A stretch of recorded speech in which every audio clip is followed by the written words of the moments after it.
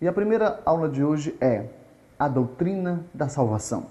Pegue sua Bíblia, Evangelho segundo São João 3,16 diz o seguinte: porque Deus amou o mundo de tal maneira que deu o seu Filho unigênito, para que todo aquele que nele crê não pereça, mas tenha a vida eterna. Me acompanhe na sua apostila esta leitura. Introdução. Agora você é salvo. A salvação é a maior bênção que o ser humano pode receber e, ao mesmo tempo, a principal experiência espiritual. A salvação é o tema central da Bíblia. Todo crente deve conhecê-la bem e falar dela aos que ainda não aceitaram a Cristo, para que também sejam salvos. Queridos, conhecer esse tema é importante. A doutrina da salvação é o âmago, é o centro, é a coisa mais importante que temos, porque os caminhos que Jesus percorreu foram tremendos para nos conceder essa bênção tão maravilhosa. Nós iremos aprender durante essa aula o quão difícil, qual foi o sofrimento imenso que Jesus teve que passar para que hoje pudéssemos ser pessoas salvas. E é importante que você entenda isso, porque há um conceito completamente errado aí fora, de que a maioria das pessoas pensa que já são salvas ou que não precisam de salvação. Mas nós podemos, através desses ensinamentos, compreender a vontade do Senhor para que possamos lançar de maneira consciente e verdadeiramente a realidade da salvação que está em Cristo, para que outras pessoas possam ser abençoadas. Por isso, guarde no seu coração tudo aquilo que será dito durante toda essa ministração. Primeiro ponto, me acompanhe nessa apostila. O que é a salvação? A princípio, pode-se afirmar que ela é resultado da morte expiatória de Jesus Cristo na cruz do Calvário, que livra o homem da condenação eterna causada pelo pecado. Olhe para mim. É fato de que, a princípio, precisamos entender que Jesus é o autor da nossa salvação. Entenda que o homem estava envolvido no pecado, o homem, pelos seus próprios esforços, não poderia alcançar salvação, apesar do que se diz ultimamente, se vê muito em filme que, através de obras, sendo caridoso, até centros espíritas colocam uma placa enorme dizendo: sem obras não há salvação. Mas a realidade é que Jesus teve que morrer por nós para nos conceder a sua salvação. E foi ali na cruz do Calvário que ele conquistou para nós a nossa redenção, como podemos confirmar isso em Efésios capítulo 1, versos 7. Mas entendemos também que a salvação, me acompanhe na sua apostila, é um ato soberano de Deus. Leia comigo. A salvação é um ato de soberana vontade de Deus, que em seu Filho nos reconciliou consigo mesmo, como está na segunda carta aos Coríntios, capítulo 5, versos 18 e 19. Observe que a salvação é a demonstração do grande amor de Deus em favor da humanidade, condenada pelo pecado, como está em Romanos capítulo 3, versos de 10 em diante. Ela é oferecida a todos, sem exceção. Em Cristo todos podem ser salvos, libertos do pecado, tornando-se assim preceptores de Deus, como está em João capítulo 1, versos 12. Então compreenda, a salvação é um ato soberano de Deus. Não importa, meu irmão, o que essas novas tendências religiosas nos propõem. Entenda que o homem por si só não pode se salvar. E Deus, de maneira soberana, demonstrando o seu amor por nós, se dispôs a se reconciliar com o homem por meio de Cristo Jesus. Entenda que Deus nos ama. Não existe a ideia de que Deus ama uns e não ama outros. Não, Deus ama todos os homens. E a maior demonstração do amor de Deus foi quando Jesus morreu ali na cruz do Calvário. O Senhor estava demonstrando para toda a humanidade que Ele o ama, apesar de terem se envolvido no pecado. E a proposta é que essa salvação é dada a todos. Não importa o que você tenha feito, não importa a vida que você levou, o Senhor nos propõe a sua salvação. Ele quer nos libertar de todas as amarras do diabo, para nos tornarmos pessoas realmente livres. Há muitas pessoas que, infelizmente, nas suas mentes, acham que são livres, mas realmente não compreendem o que realmente é ser livre. E o que acontece? Deus, através do seu ato soberano, nos concede a salvação que há em Cristo, para que possamos nos livrar do pecado, para que possamos viver realmente uma vida livre, capaz de discernir o que é ruim e o que não é ruim para nós. Que possamos realmente entender que Deus nos ama e Ele quer se reconciliar conosco. E acompanhe nessa apostila. Segundo, um ato da infinita misericórdia de Deus. Compreenda, você precisa saber também que a salvação custou um alto preço. O sangue de Jesus Cristo, o Cordeiro de Deus, como está em João 1,29, imolado pelos nossos pecados na cruz do Calvário, conforme está na profecia de Isaías 53, verso de 4 em diante. Porém, aos homens foi concedido graciosamente, segundo a misericórdia infinita de Deus. Jamais você pagaria tal resgate para a sua salvação, pois ela não depende de qualquer mérito humano, nem de boas obras, como está em Efésios capítulo 2, versos de 8 ao 9. Olhe para mim. Meu irmão, nós recebemos a salvação pela misericórdia. Você sabe que o homem pecou ali no Éden. Nós iremos comentar um pouco mais a respeito disso lá na frente. Mas entenda que o homem pecou. E o homem, ao pecar, ele não teria condições nenhuma de pagar o preço do pecado. De pagar realmente aquilo que ele deveria realmente pagar. E de uma certa forma, o homem não quer pagar. E também não tem condições. Então Deus, pela sua graça, bondade e principalmente a sua misericórdia, entregou o seu Filho, que custou o seu sangue, que foi vertido na cruz do Calvário. E quando Jesus ali morreu, o Senhor entregou para todos nós, de maneira graciosa, nos foi concedida a bênção de alcançarmos a salvação. Todos os homens podem ser merecedores da salvação. Todos os homens podem, através de uma decisão, ter um encontro com o Senhor. Por exemplo, você. Eu tenho certeza que você tomou uma decisão por Jesus, você abriu seu coração e você aceitou aquilo que Jesus fez por você. E morreu na cruz do Calvário. Pagou o preço do pecado para que você pudesse ter uma vida maravilhosa. Antes, talvez você não conseguia entender, não compreenderia, talvez, não conseguia compreender, talvez, como isso era sério. Hoje em dia as pessoas olham para a salvação de Cristo como uma besteira ou como um ato desnecessário.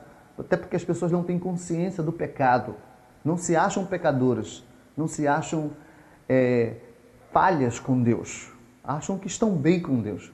Mas entenda, o pecado está em nosso sangue. E por estar no nosso sangue, é como se fosse um vírus maligno, está dentro de nós. Então não importa se você é um bom pai de família, não importa se você é uma pessoa íntegra no seu trabalho, não importa se você é uma boa mãe de família, não importa se você é uma pessoa justa, os nossos esforços humanos, a maneira justa do homem não é justificativa para herdarmos o reino dos céus e alcançarmos salvação. Porque há muitas pessoas que pensam, não, eu não fumo, eu não bebo, eu não faço nada ruim, não me prostituo, então isso me garante a minha salvação. Besteira. As nossas obras humanas não nos garantem a salvação que realmente precisamos. Mas em Cristo Jesus, nós alcançamos a salvação, porque Ele toma o nosso lugar como pecadores e nos concede o direito de nos tornarmos filhos de Deus. E isso é um negócio interessante, nós iremos falar um pouquinho mais na frente, mas para introduzir, eu quero dizer para você que a nossa dívida é paga e não somos salvos porque vivemos ou fazemos coisas ou tomamos atitudes bondosas. Alcançamos misericórdia porque Jesus se entregou por nós e a misericórdia de Deus nos alcançou. Amém? Bom, continuando. A necessidade da salvação. Me acompanhe na apostila. No tópico anterior, você aprendeu que todos pecaram e o salário do pecado é a morte, como está em Romanos 6:23. Deste modo, todos necessitam da salvação. Todos precisam arrepender-se dos seus pecados, confessá-los a Deus e abandoná-los definitivamente, aceitando o dom gratuito de Deus. Olhe para mim. Então, voltando àquela questão que falei anteriormente, infelizmente as pessoas não têm consciência do seu pecado, mas todos necessitam de salvação. É como aquela pessoa que está doente, mas não sabe que está doente.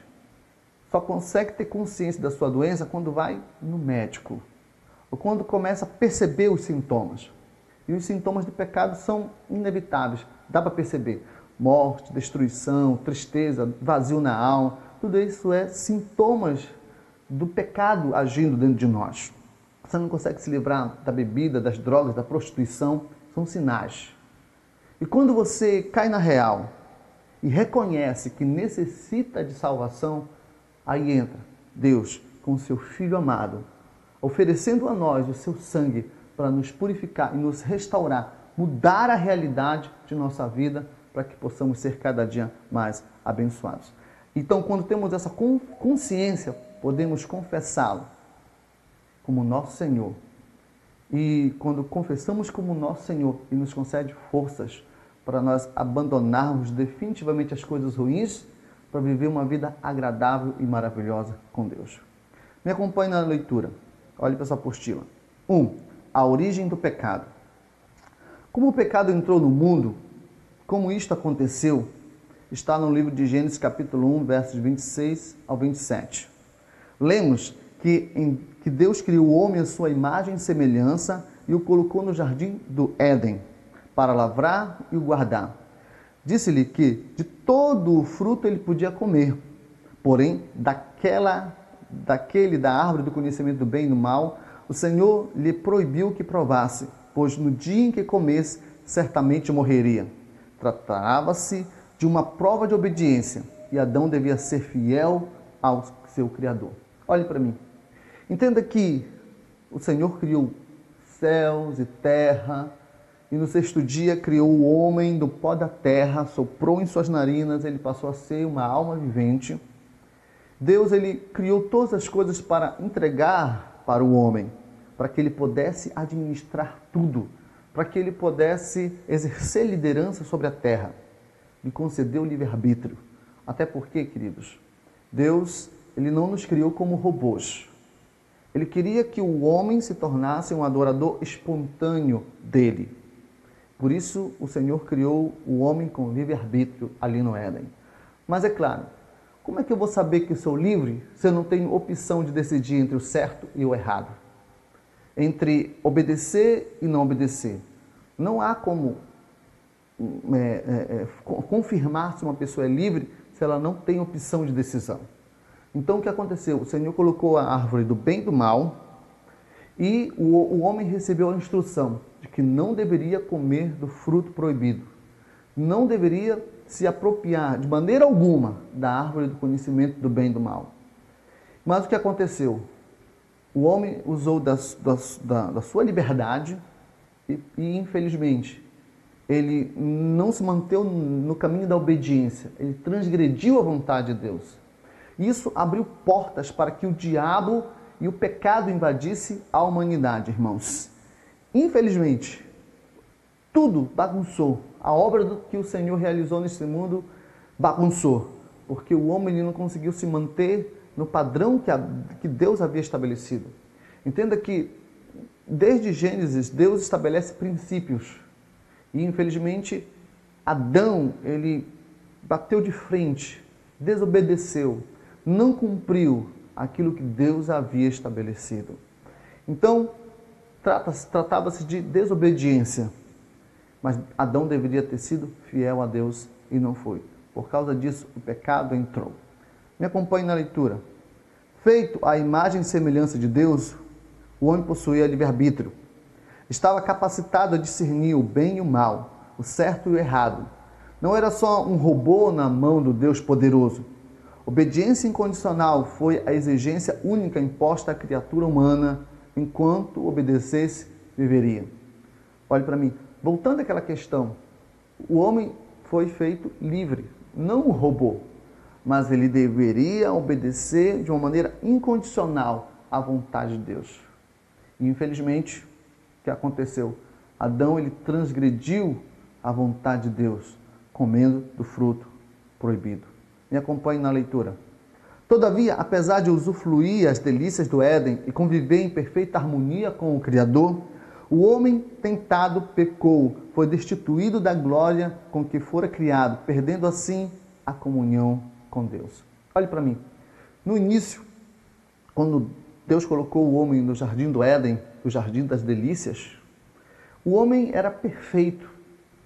O maligno não habitava dentro dele. Ele tinha perfeição em sua vida. A morte não poderia tocá-lo. As consequências malignas que hoje vemos no mundo não era problema para ele, não havia essas coisas, mas infelizmente quando ele desobedeceu a Deus, ele foi destituído de tudo aquilo que ele havia recebido do Senhor. Isso, irmão, é maligno. Se Adão tivesse permanecido na obediência ao Senhor, o mundo não estaria nas condições que hoje está. Mas, continuando aqui na nossa apostila, segundo, a herança do pecado. Porque todos pecaram e destituídos estão da glória de Deus, como está em Romanos capítulo 3, versos 23. Pelo que, como por um homem entrou o pecado no mundo e pelo pecado a morte, assim também a morte passou a todos os homens, por isso que todos pecaram, como está em Romanos capítulo 5, versos 12. Esta é uma revelação terrível. Como representante da raça humana, Adão transmitiu a toda a sua descendência o estigma do pecado e a condenação da morte. A desobediência de Adão afetou toda a criação, a qual geme e chora sobre o peso da maldição, como lemos em Gênesis 3, versos 6 e Gênesis 17 e 19, e em Romanos capítulo 8, versos 22. Neles todos pecaram, e por ele entrou a morte no mundo. A desobediência dele originou o pecado e condenou à morte toda a sua geração. Olhe para mim. Adão era o representante da raça humana nessa terra. E ele desobedeceu a Deus. Isso fez com que o vírus do pecado entrasse no homem e que, a partir de Adão, todos estariam condenados à morte, porque o vírus do pecado estaria em todos os homens. Infelizmente, Adão ele passou a transferir a maldição do pecado para todos os homens. Você e eu possuímos no nosso organismo, infelizmente, as consequências do pecado. Diz a palavra de Deus que a carne não se converte. Por quê? Porque o pecado habita dentro de nós. Você pode perceber uma criança, mesmo pequena, sem entendimento das coisas da vida, ela manifesta sinais do pecado. Violência, as crianças às vezes tratam mal umas às outras. Isso são sinais do pecado agindo na carne e na vida do homem. Então, de geração para geração, o pecado está dentro de nós.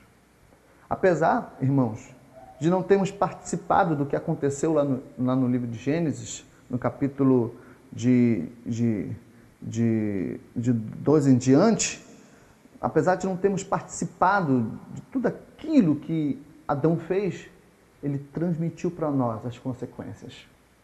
Infelizmente, não nascemos salvos. Necessitamos de salvação. Nascemos doentes e precisamos da cura, que, como nós vimos anteriormente, a cura é Cristo. Jesus é o remédio, o antídoto para recebermos realmente a cura, para herdarmos o reino eterno.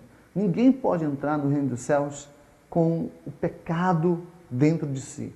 É necessário que nos tornemos santos, nos tornemos puros aos olhos de Deus. E como conquistamos isso? Através do sacrifício de Jesus. Olhe para mim, entenda uma coisa. Jesus foi o único que veio a esta terra e por não ter nascido de José, ter sido gerado pelo Espírito Santo, isso aqui é uma coisa muito importante, quero que você compreenda isso. Ter nascido apenas da mulher, o vírus do pecado não contaminou Adão. Era necessário que realmente Jesus nascesse do Espírito Santo, para que o Adão, que a maldição que estava em Adão, transferido de homem para homem, não pudesse invadir o organismo de Cristo. Mas ele tomou a forma de homem, sim, ele pegou uma parte da herança humana, se tornou carne e osso como nós, mas o vírus do pecado não entrou nele. E é por isso que ele é santo desde nascença. É por isso que ele não foi concebido em pecado. Aliás, ele é o único que não foi concebido em pecado. Que é que você está me entendendo aí? Porque se alguém tivesse nascido sem pecado, como alguns afirmam, compreenda uma coisa. Essa pessoa que nasceu sem pecado poderia ter condições de morrer na cruz para nos salvar. Porque o critério para que pudéssemos alcançar salvação é que alguém sem pecado morresse pelos pecadores e o seu sangue puro purificaria a todos os homens. Como não houve ninguém nessa terra, até porque a palavra de Deus diz que todos pecaram, menos Cristo, então Cristo está autorizado a nos conceder purificação, está autorizado a nos conceder a redenção, porque ele não foi contaminado pelo pecado e nem pecou nessa terra. Isso é maravilhoso, irmãos, porque podemos confiar em Cristo, podemos confiar no seu testemunho, podemos depositar a nossa fé em Cristo. A sua morte expiatória ali na cruz do Calvário nos concedeu o direito de herdarmos o reino dos céus. Porque, na verdade, não mereceríamos entrar no reino dos céus, porque estamos contaminados. Mas o sangue do Senhor é o antídoto para nós. Bom, como escapar desta condenação? Me acompanhe na leitura do texto aqui da sua apostila. Veja a importância da salvação. Você estava morto em delitos e pecados, conforme Efésios 2, versos de 1 em diante, e Colossenses 2,13. E nada podia fazer para escapar do juízo divino. Porém, Deus em seu Filho o libertou da condenação da morte eterna, como lemos em João capítulo 5, verso 24. Você agora não precisa temer o juízo final, pois Jesus, mediante a sua morte na cruz do Calvário, condenou o pecado e concedeu a vida eterna a todos quanto nele crê, como lemos em Romanos capítulo 8, versos 1. Cristo anulou por sua morte e ressurreição os efeitos do pecado e que a morte eterna, o alvo foi atingido. Olha para mim. Como eu havia falado, Jesus, ao morrer por nós, nos concedeu o direito de herdarmos a vida eterna. Você não é salvo porque é um bom pai de família, você não é salvo porque você não fuma, não bebe, não se prostitui, é um trabalhador honesto no seu trabalho. Meu irmão, você pode ser a pessoa mais íntegra possível nessa terra, mas isso não te justifica a herdar o reino dos céus. Como há pessoas que fazem caridade, como há pessoas que fazem boas obras porque querem se sentir justificados. Não, nós não somos justificados por isso. Mas somos justificados porque aceitamos o sacrifício de Cristo, aceitamos a vida de Cristo em nós. E o Senhor nos concede a vitória sobre o pecado. E isso nos garante a entrada no reino dos céus. Não há juízo para nós. Tem algumas pessoas que acham que os protestantes, os evangélicos, eles são muito pretensiosos, são orgulhosos, se dizem salvos. Mas se falamos isso, não é porque somos prepotentes ou queremos humanamente afirmar que somos salvos. É Jesus que nos garante a salvação. É Jesus que nos garante a herança eterna. É Jesus que nos garante entrar pelos portais da glória. É Ele. Se dissemos que somos salvos, não é por força humana, mas sim pelo sacrifício de Cristo. Porque, como eu falei, não somos justificados por nossas obras, mas sim pela morte expiatória de Cristo Jesus. Tá certo? Continuando aqui na sua apostila, me acompanhe lendo. Os efeitos do pecado. O pecado afetou o homem nas esferas físicas, mental, moral e espiritual, como lemos em Romanos 3, versos de 10 em diante. Os efeitos todos são negativos. Toda causa tem as suas consequências. Considere os efeitos letais na mente.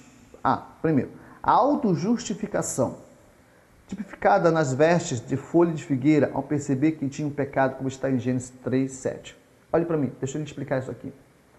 Quando Adão e Eva pecaram, quando eles comeram do fruto proibido, Deus, na virada da tarde, sempre passeava com eles ali no jardim, batiam um papo, se sentavam ali num tronco, no bosque, conversavam, tinham comunhão. Mas certa vez, o Senhor, na virada da tarde, na sua caminhada cotidiana, chamou Adão e Eva. E o que aconteceu? Eles se esconderam.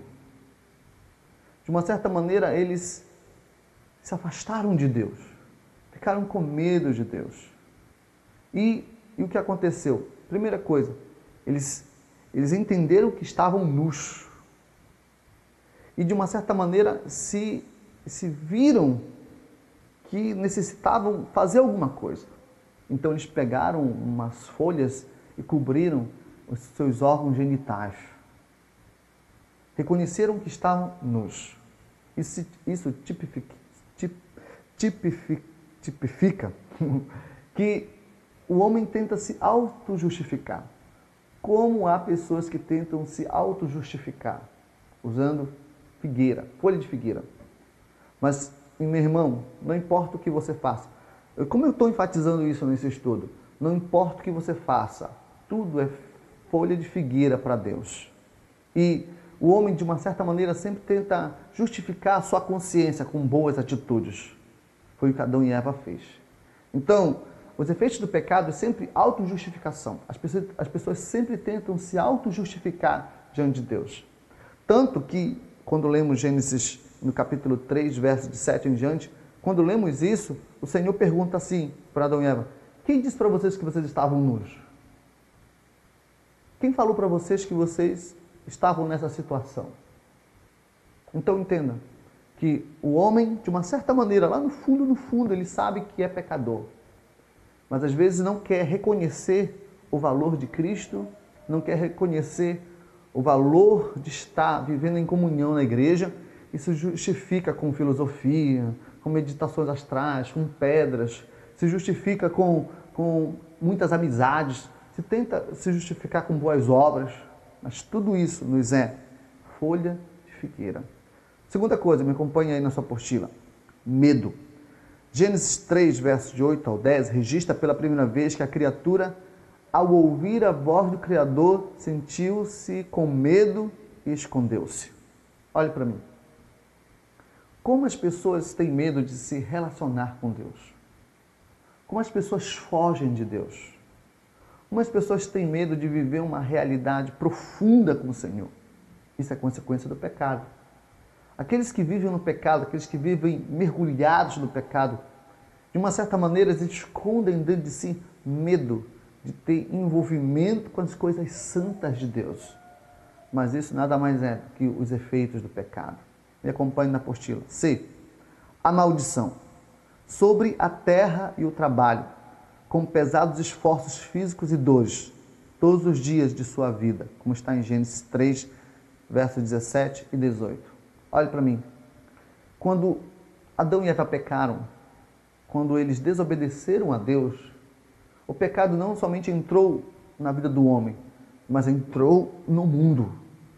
Então, o pecado atingiu a natureza, o pecado atingiu a vida do homem, porque antigamente era prazeroso para o homem trabalhar. Mas qual a ideia que se tem hoje? Que trabalho é coisa árdua, que trabalho é coisa cansativa, que não há prazer no trabalho. Todo mundo sonha pela sua aposentadoria, todo mundo quer viver uma vida sem trabalho. Tem até pessoas que pensam que no reino dos céus não vai ter trabalho, aceitam Jesus porque no reino dos céus vai ser só ficar sentado na nuvenzinha, tocando harpa, mas não é essa a realidade. Compreenda que no início, antes de Adão e Eva pecarem, o trabalho era maravilhoso, prazeroso. Compreenda que antes do pecado, o mundo tinha uma beleza incomparável. Olha, quando se passeia aí pelos campos, quando se vai a lugares paradisíacos, como a gente fica assim impressionado com a beleza da natureza. Mas entenda que isso é apenas um rascunho daquilo que realmente a natureza foi antes do pecado. Mas o que o pecado fez? Fez com que tudo mudasse. Hoje há tempestades, há maremotos, terremotos, coisas tão malignas. E principalmente nesses dias, como se vê diariamente nos noticiários, terremotos, destruições, tempestades, destruindo cidades, porque o pecado invadiu a vida do homem e também atingiu tudo ao redor dele. Toda a natureza foi atingida pelo pecado. Continuando aqui, a morte. O homem retornaria ao pó da terra, do qual havia sido formado, como está em Gênesis 3,19. Entenda, o homem não nasceu para morrer. O homem foi criado para ser eterno. E isso até então, de uma certa maneira, ecoa dentro de nós. Há um grito dentro de nós por vida eterna. Ninguém quer morrer. Todo mundo quer passar anos e anos nessa terra. Mas o que acontece? A morte entrou. Infelizmente, a morte física é uma realidade. Infelizmente, agora estamos condenados. Há poucas certezas nessa vida, mas uma certeza temos, que todos morreremos se não formos arrebatados pelo Senhor. A certeza é que, se não formos tragados pelo Senhor, iremos ficar na realidade da morte. Eu e você. Mas não era para ser assim. Se Adão não tivesse pecado, transgredido contra Deus, até hoje, ele estaria no nosso meio, quem sabe tomaríamos um cafezinho com ele, não haveria morte, seríamos eternos. Mas a partir do momento em que você aceita Jesus, a promessa é de que essa carne que está contaminada pelo pecado irá morrer. De fato, essa carne irá se perder, mas o Senhor promete nos conceder um corpo como o de Cristo da ressurreição. Um corpo transformado, purificado, restaurado, capaz de ser eterno. Mas isso é um outro assunto. Mas, a princípio, entenda que o pecado nos concedeu a morte. E isso foi transferido, porque Adão era o representante da raça humana, isso foi transferido a todos nós. Próximo ponto, me acompanhe aqui na apostila. A expulsão do Éden, para que não comesse da árvore da vida e vivesse eternamente no pecado, como está em Gênesis 3, 22, 23. Irmãos, foi necessário, foi importante que Adão fosse expulso do Éden. Por quê? Porque se ele comesse da outra árvore, que é a árvore da vida, ele poderia permanecer eterno, mas cheio de pecado. Imagine o pecado que leva o homem a cometer as piores atrocidades, fazer coisas que jamais poderíamos imaginar. Uma pessoa maligna, vivendo eternamente. Foi então necessário que o Senhor retirasse Adão do Éden, para que ele não comesse da árvore da vida, e vivesse eternamente contaminado pelo pecado. Próximo. F, né? A violência e homicídio. Sendo Caim o primeiro assassino, pois matou seu irmão Abel, como está em Gênesis 4:8. Desde então, a violência tem sido constante e a criminalidade aumenta cada vez mais. Entendendo isso aqui, olhe para mim. É importante que você tenha consciência de que esse mundo não vai melhorar. Não importa qual partido político passe a governar o nosso país, não importa quantas instituições e fundações e associações que se envolvam em trabalhos sociais, a violência está aumentando e aumentará muito mais, porque o pecado ele gera assassinato e violência. Olha, logo em seguida, depois que Adão teve seu primeiro filho, ele se tornou um assassino. Por quê? Por causa da ação do pecado no seu organismo. Porque o vírus do pecado levou ele a cometer essa loucura. Mas o pecado é assim mesmo. nos leva a fazer coisas que nunca jamais imaginaríamos que fôssemos capazes de fazer. Muito cuidado, que você possa viver sempre na presença do Senhor, porque se você dá vazão ao pecado, o maligno vai lhe tomar de tal forma que você poderá tomar atitudes tão malignas que você nunca imaginaria ser capaz de fazer. Repito, você precisa viver cada dia mais na presença de Deus, para que você possa amortecer os efeitos malignos do pecado que está dentro de você. Próximo, a corrupção de todo o gênero humano. A maldade do homem se multiplicou por toda a terra, como está em Gênesis 6:5. Não obstante o castigo de Deus pelo dilúvio, o homem não deixou de praticar a maldade. Reafirmando o que eu havia dito antes, o mundo não vai melhorar, não importa o partido, ou o candidato, ou o presidente fulano de tal, o mundo não vai mudar. As coisas vão apenas tender para pior. Próximo, enfermidade. Lá em Isaías 1:6 fala do estado lastimável do pecador. O que Isaías diz? Que nós somos como trapo de imundícias, meu irmão.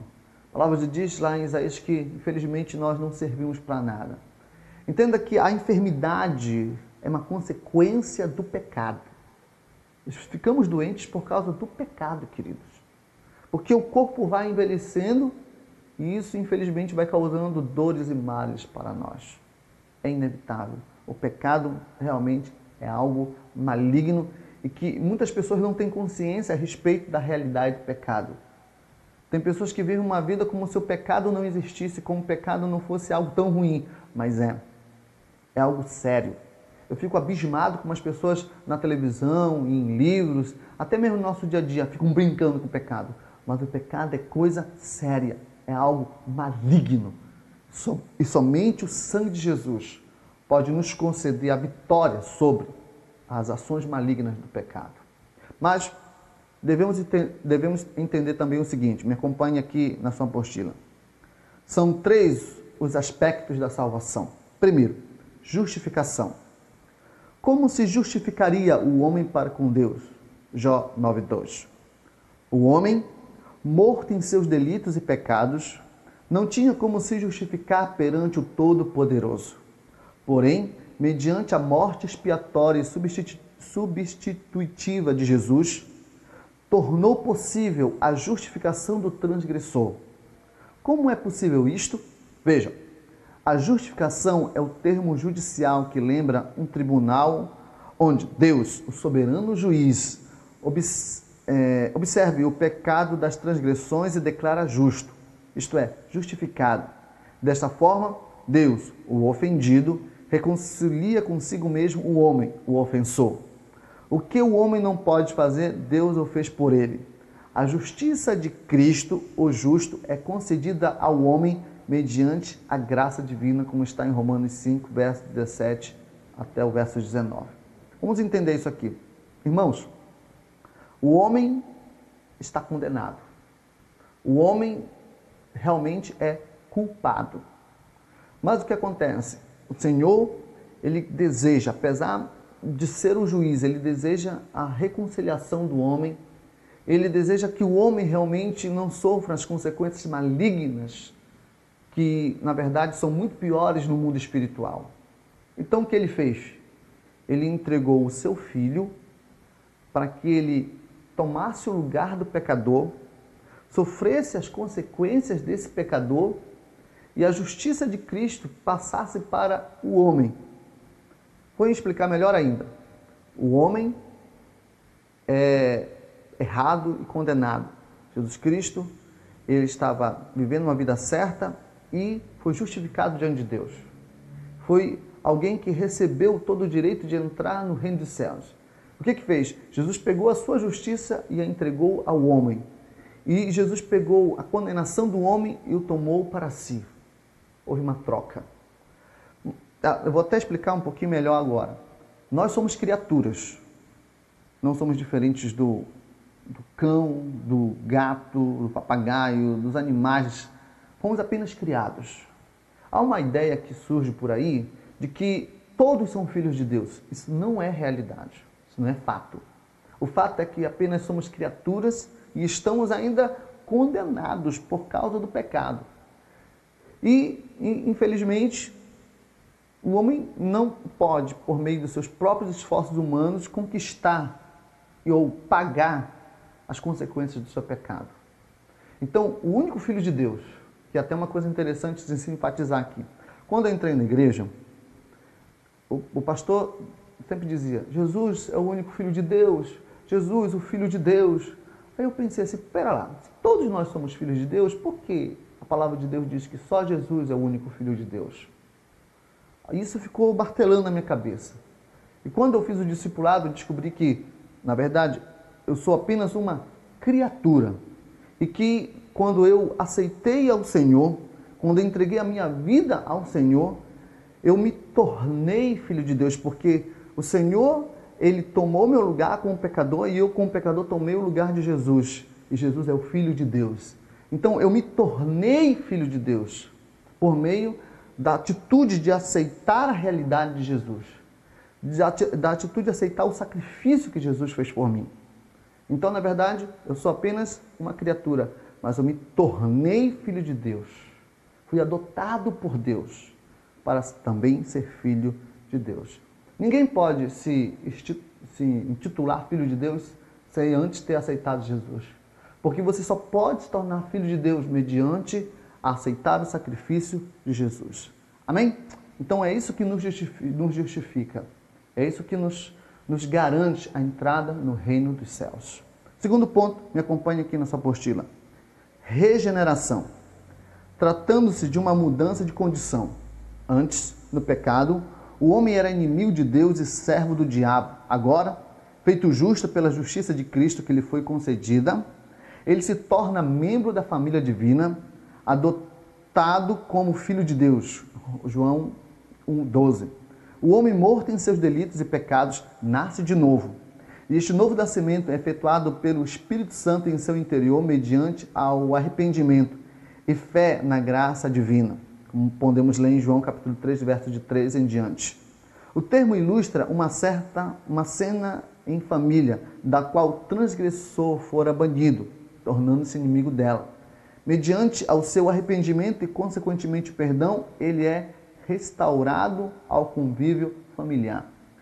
Tudo aquilo que eu falei anteriormente se encaixa com o que acabamos de ler. Então, o Senhor, Ele tira a nossa condição de condenados e nos transforma em filhos de Deus. Mas isso só acontece quando realmente há um arrependimento no nosso coração e nos entregamos a Cristo. Colocamos a nossa vida à disposição de Cristo. Amém? Continuando aqui, santificação. Terceiro, uma vez restaurado a comunhão com Deus, o homem abandona as práticas pecaminosas do passado e separa-se, quer dizer, santifica-se para o serviço do Senhor. A santificação é um ato do Espírito Santo no interior do crente, que se reflete nos seus atos exteriores.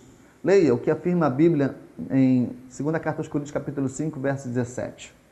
Portanto, justificação, regeneração e santificação são os três aspectos simultâneos da salvação plena em Cristo Jesus. Pode-se então afirmar que os resultados da salvação resumem-se em possuir uma fé viva em Cristo, como está em Gálatas 2, versos 20 e Gálatas 3, versos 11. Olhe para mim. Quando você aceita Jesus, o Espírito Santo passa a trabalhar dentro de você. E você passa, não pelos seus próprios esforços humanos, mas por uma ação do Espírito Santo dentro de você. Você passa a tomar decisões realmente coerentes.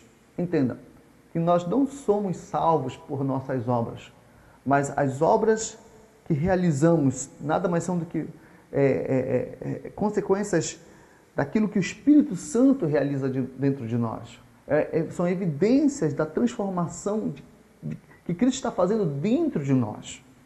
Então, nós não doamos alimento para os mais pobres, para os carentes, porque queremos salvos. Doamos porque é da nossa natureza doar, porque agora somos filhos de Deus.